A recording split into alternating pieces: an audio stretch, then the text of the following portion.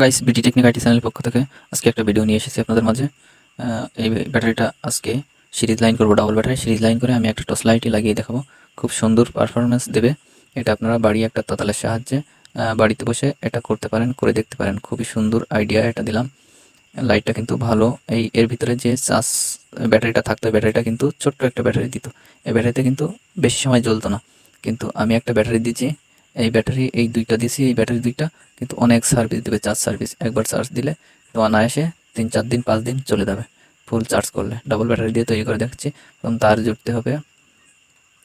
তার জোড়ার পরে ডাবল ব্যাটারি ফার্স্টে টিপ মেরে তার জোড়ার পরে এবার এটাকে ব্লুগানের আটা দিয়ে আটকে দিতে হবে। দেওয়ার পরে এবার লাইটটা এক সাইড দিয়ে একটুখানি কেটে নিতে হবে, প্লাস দিয়ে কেটে নেওয়ার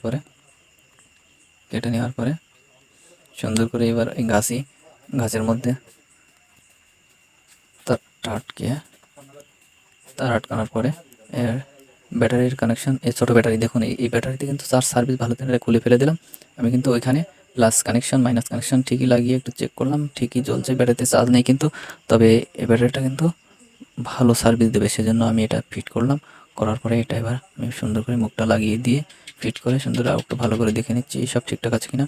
হ্যাঁ, ঠিক আছে। আমি লাগানোর পরে এবার পাড়া লাগিয়ে মুখ লাগিয়ে দেওয়ার আটকানোর পরে এবার আমি এটাকে টেপ মেরে দিতে হবে, টেপ মারতে হবে। কালো একটা টেপ মেরে দিলাম। দেওয়ার পরে আমি এটা পারফেক্টভাবে জ্বলছে কিনা এটা একটু চেক করছি। হ্যাঁ, সুন্দর জ্বলছে।